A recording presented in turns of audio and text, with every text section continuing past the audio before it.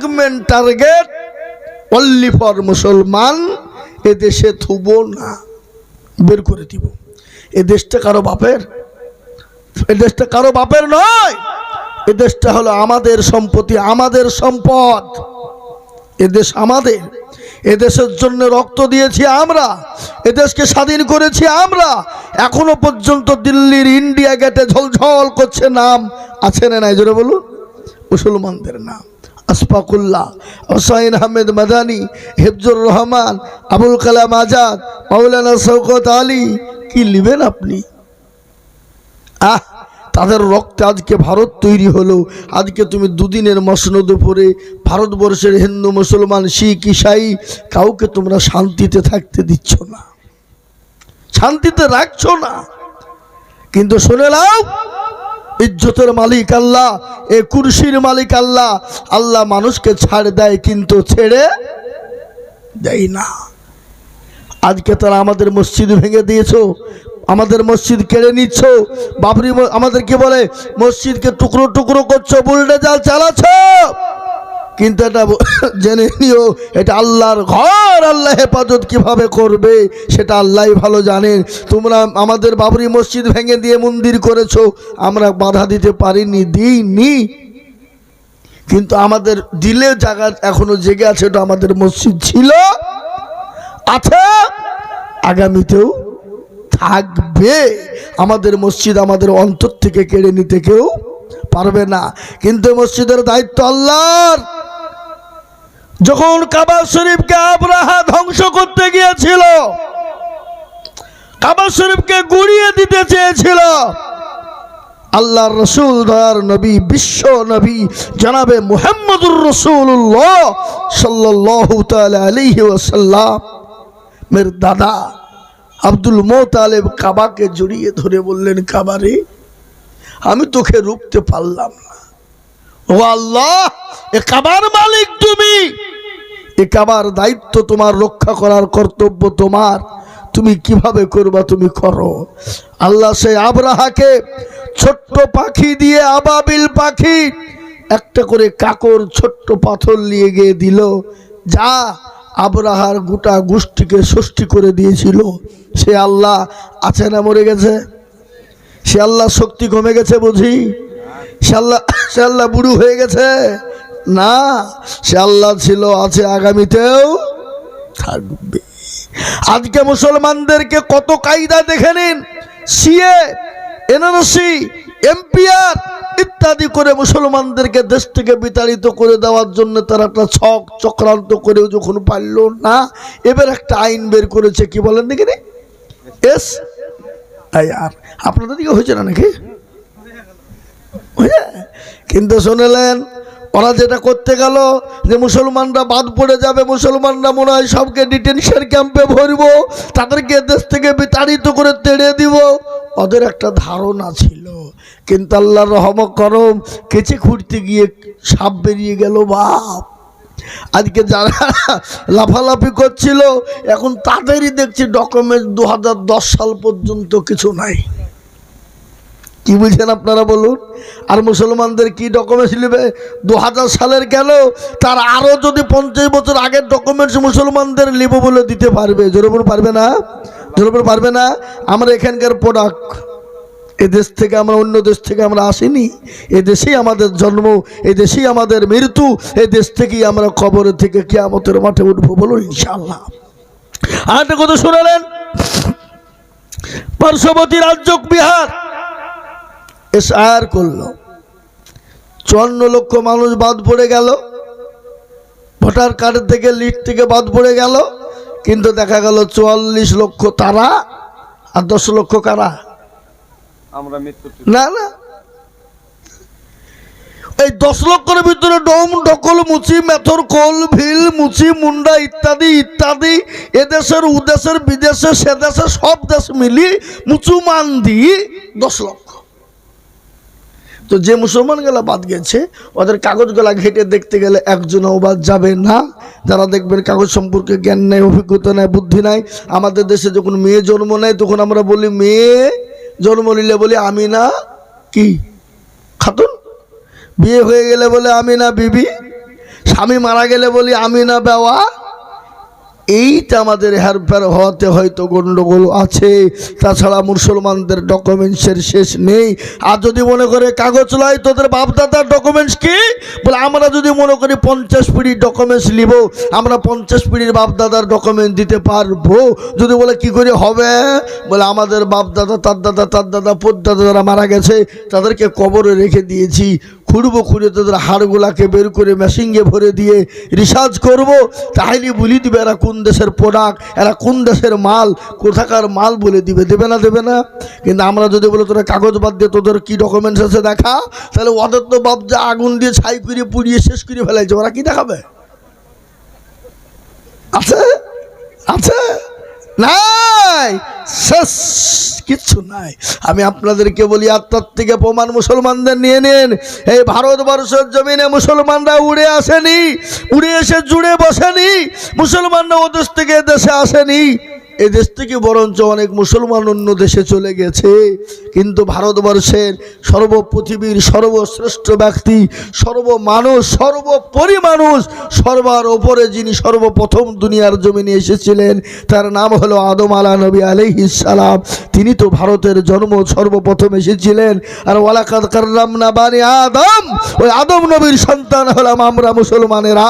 সুতরাং আমাদেরকে দেশ থেকে তাড়িয়ে দেওয়া, বিদায় করে দেওয়া, বিদেশি স্বদেশী বলে আখ্যা দিয়ে কোনো তাদের গুজারা নেই চলেগা।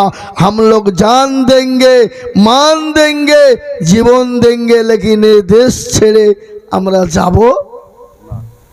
জোরে বলুন, যাব? কখনোই না।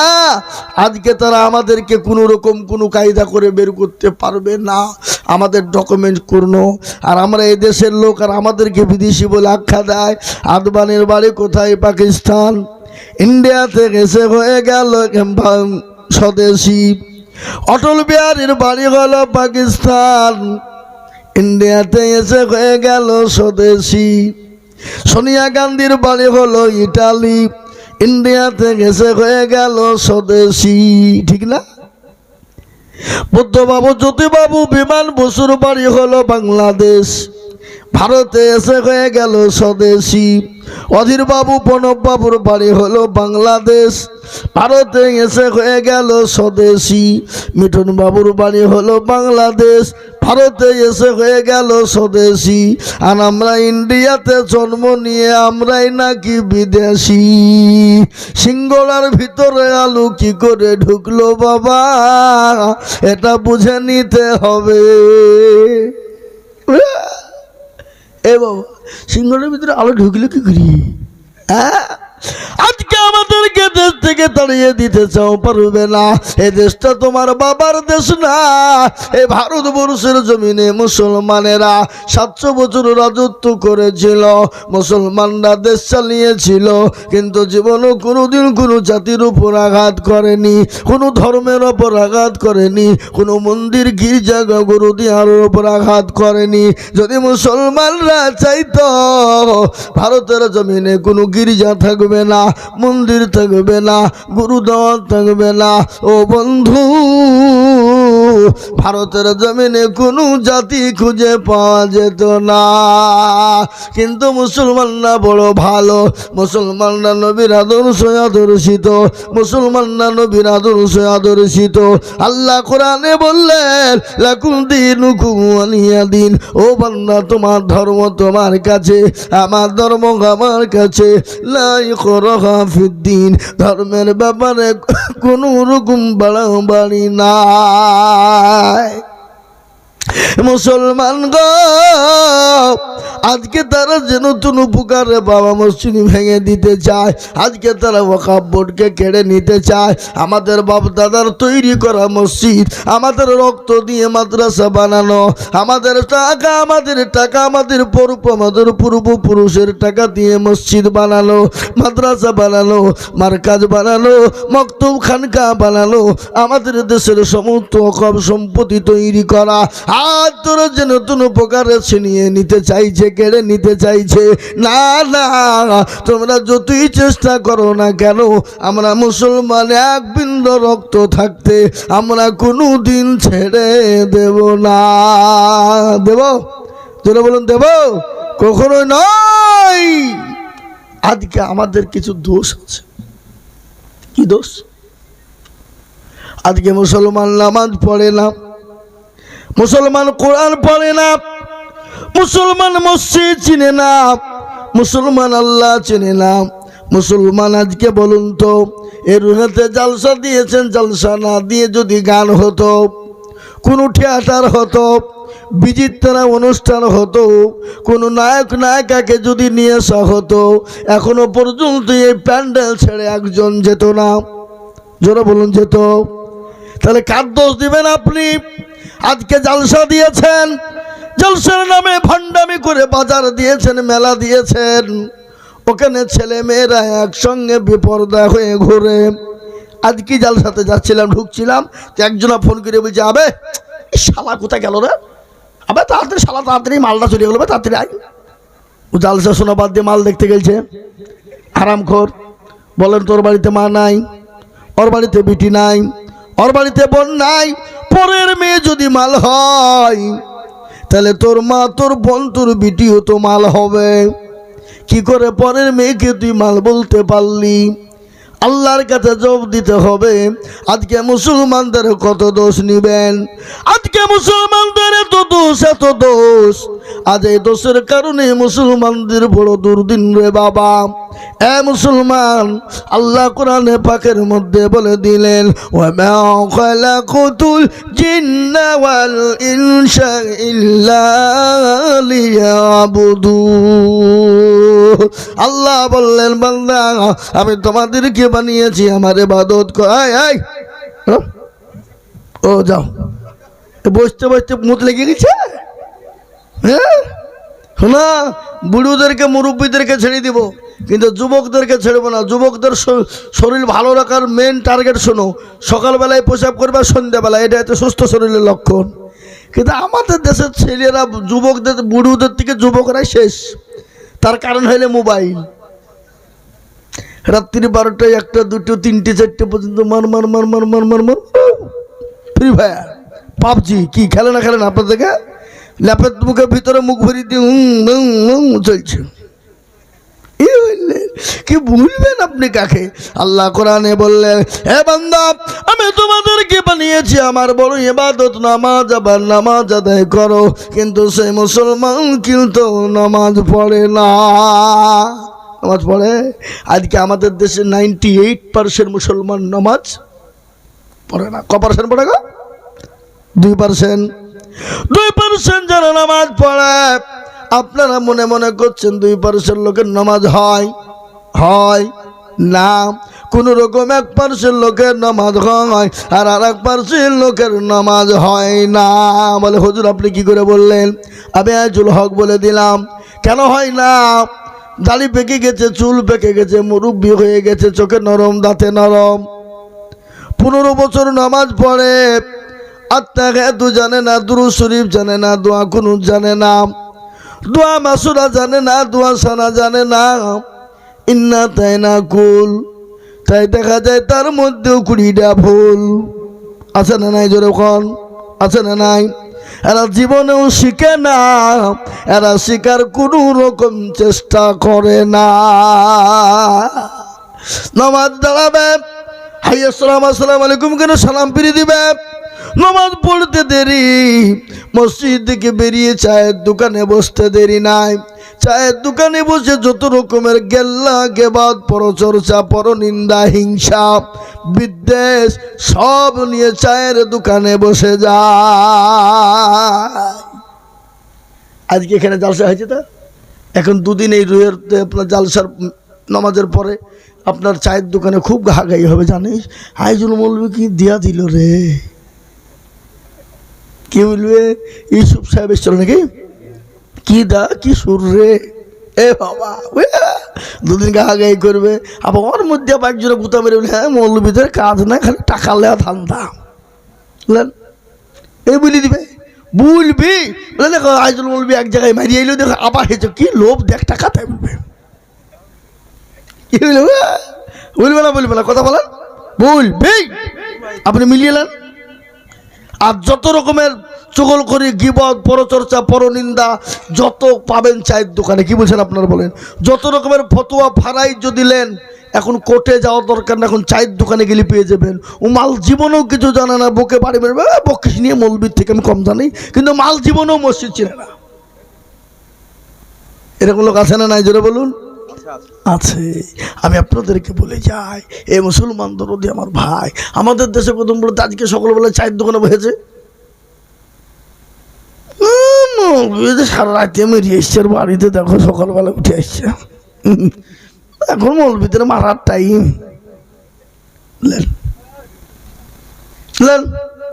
দিয়ে দিল। কি বুঝলেন? এই যে বাপ, হিংসা, বিদ্বেষ, এটা আমাদের ভিতরে, মুসলমানদের ভিতরে বেশি আছে না নাই? জোরে বলুন, আছে না? আজকে চায়ের দোকানে বসে গেবাদ করে, কার বউ ভালো, কার বিটি ভালো, কার বউ পালিয়ে গেল, কার বিটি পালিয়ে গেল, কিন্তু নিজের চরখায় কেউ তেল দিল না। হ্যাঁ, আছে না না? এরকম লোক বলেন। কিছু লোক আছে ওর চরখায় তেল দিবে না, পরের চরখায় তেল দিয়ে বেড়ায়। এ বাবা, মুসলমান দরদি আমার ভাই, আল্লাহ আল্লাহ বলেছে তুমি কে, তুমি কতটুকুন সাধু, তুমি কতটুকুন পরিষ্কার পরিচ্ছন্ন, আগে নিজেকে নিয়ে বিবেক করো, তারপরে পরকে নিয়ে ভেবো। এটা ইসলাম বলেছে। আজকে আমাদের দেশের লোক নামাজ পড়েও না, নামাজ শেখার চেষ্টাও করে না। কোরআন প্রতিটি নর এবং নারী, ছেলে এবং মেয়ে শেখার জন্য ফরজ।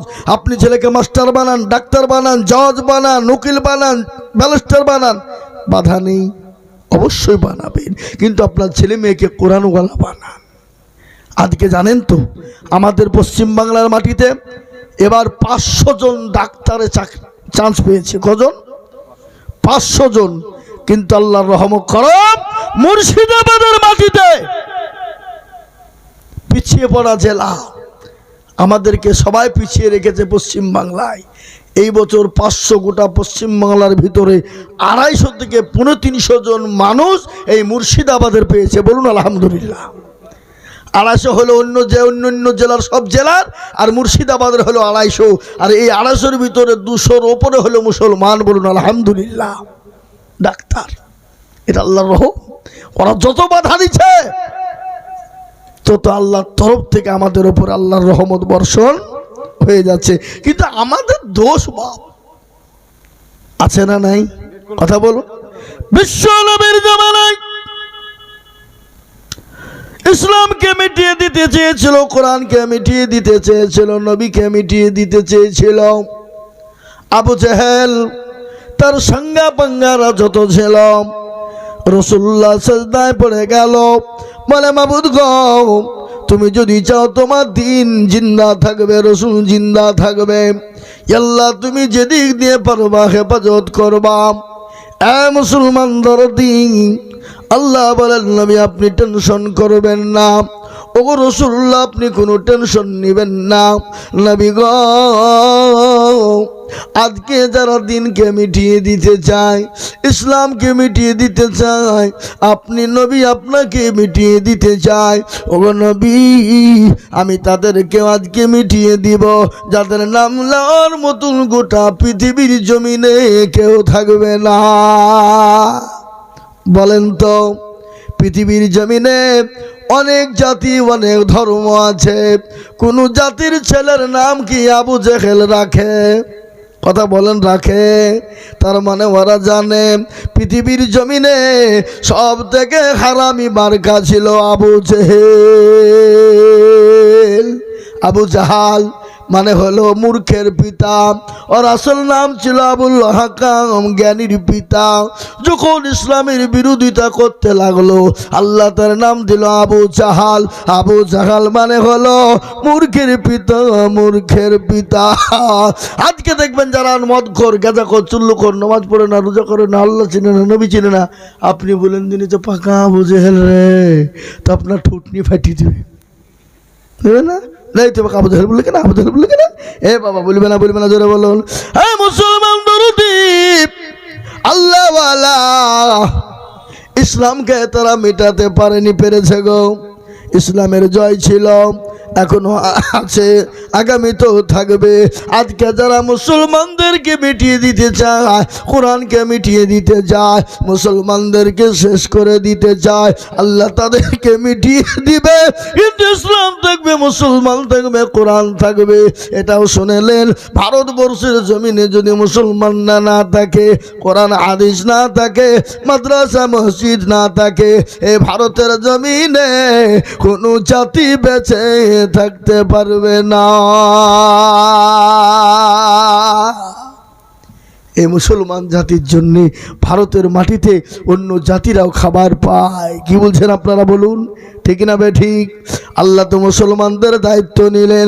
আল্লাহ কোরআনে বললেন, হাক্কান আলাইনা নাসরুল মুমিনিন।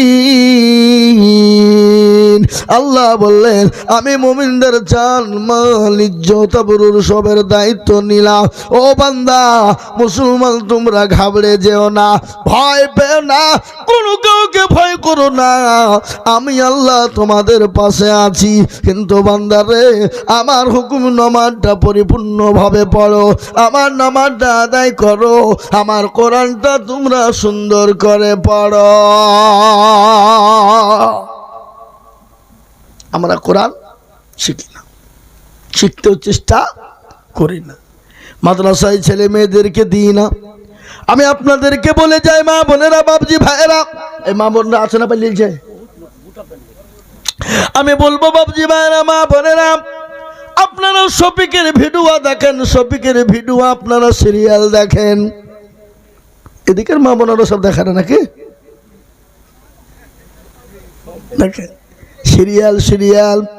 আমি বলবো মা গো, ও বোনেরা, ওই হারামখোরদের সিরিয়াল না দেখে ওই টাইমটুকুন যদি আপনি কোরআন তেলাওয়াত করেন, ওই টাইমটুকুন যদি জিকির করেন, ওই টাইমটুকুন যদি তসবিহ করেন, ছেলে মেয়েদেরকে কোরআনওয়ালা বানান, আল্লাহর রহমত আপনার বাড়িতে এসে যাবে, আপনার বাড়ির অভাব অনটন দূর হয়ে যাবে। মুসলমান, আজকে আমাদের কি দোষ? কাকে বলবেন, কার কাছে বলবেন? এই কি খবর? তিনজনে একসাথে সব কথা দেওয়া আছে, আমি বুঝতে পেরেছি। যাও, হাই হ্যালো। মুসলমান এখনকার যুবক ছেলেরা, high high high high high, কি বলবো আর কোনটা বলবো? তরুণ যুবক নওজওয়ানদেরকে, তারা তো আমার ভাই, তারা তো আমার বন্ধু, নাকি বলছেন?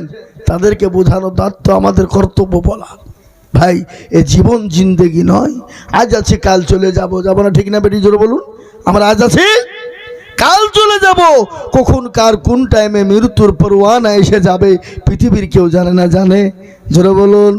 এই তো কিছুদিন আগে আমাদের ভারতবর্ষের হায়দ্রাবাদ থেকে 42 জন মানুষ হজ করার জন্য তারা মক্কাতুল মুকাররমা পাড়ি দিলেন, কাবা শরীফ ঘুরলেন, সাফা মারওয়া ঘুরলেন, মদিনার কাছে যাবে। আল্লাহ বলল, মদিনায় তোরা পৌঁছাতে পারবি না। এমন একটা অ্যাক্সিডেন্ট হয়ে গেল, 42 জন তারা আর বাড়ি ফিরল না, ওটা ফ্যামিলি চলে গেল। মুসলমান, তারা যদি জানতো আমরা মরে যাব, তাহলে জীবনেও তারা মক্কার মাটিতে তারা পা দিত না। তাদের সমাধি হলো কোথায়? ওই জান্নাতুল বাকিতে, যেখানে আল্লাহর নবীর 10,000 সাহাবা ওই জান্নাতুল বাকির ভিতরে রয়েছে। ও মুসলমান, কার কথা বলবো? আমি আপনাদেরকে 3টে কথা উপমা দিয়ে যাই। 3টের মধ্যে 2টো করবেন, একটা কোনোদিন করবেন না। যদি এই 3টে কাজ আপনার জীবনে থাকে, আল্লাহর জান্নাত আপনি পাবেন। আমাদের তো মরণ হবেই, মরতে হবে। অনেকের বাবা চলে গেছে, অনেকের মা চলে গেছে, দাদা দাদি নানা নানি চলে গেছে।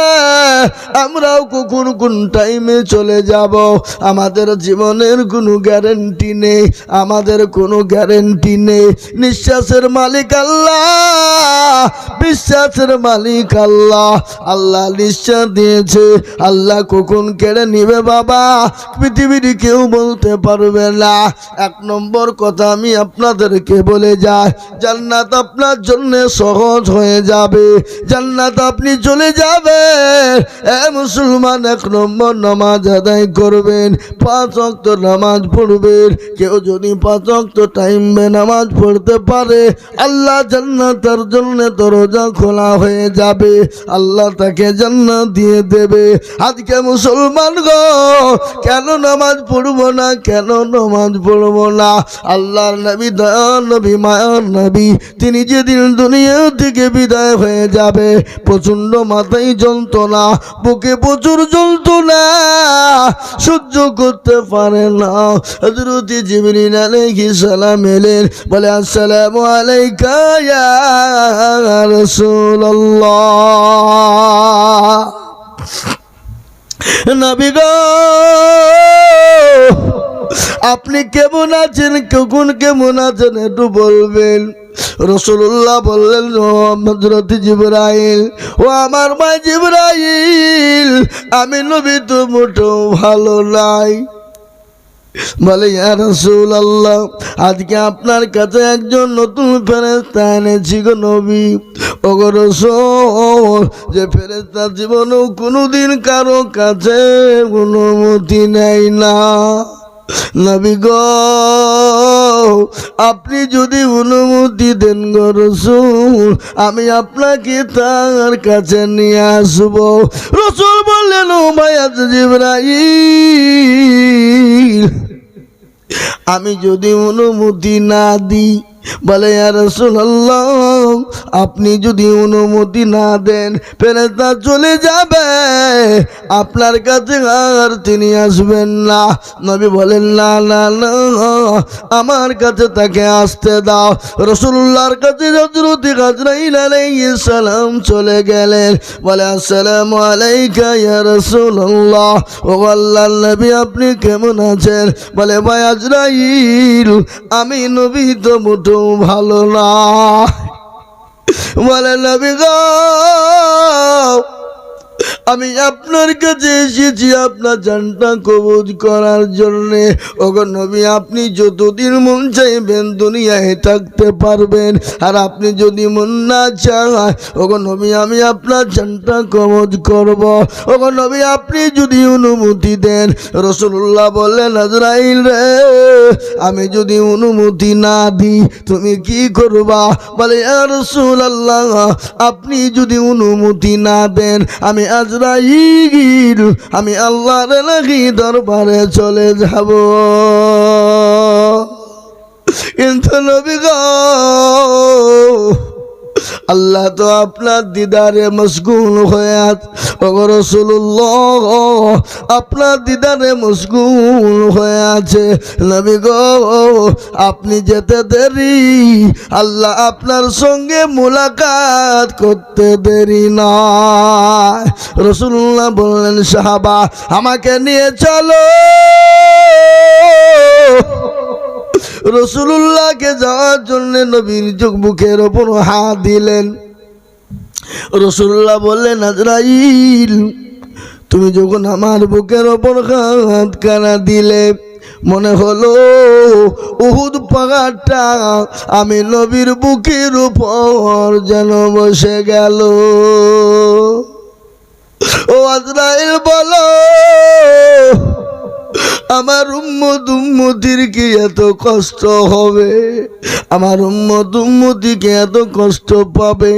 রাসূলুল্লাহকে বললেন, নবী গো, যারা নামাজি দিনদার ইমানদার হবে, কলমাওয়ালা হবে, ওগো নবী, তাদের জানটা যখন কবুল করা হবে, ছোট্ট বাচ্চা যেমন মায়ের স্তনের দুধ খেতে খেতে খেতে খেতে যখন ঘুমিয়ে যায়, নবী গো, যারা মুমিন বান্দা হবে, নামাজি বান্দা হবে, দিনদার বান্দা হবে, ওগো নবী, তাদের জানটা কবুল করার সময় ছোট বাচ্চার মতন তারা ঘুমিয়ে যাবে।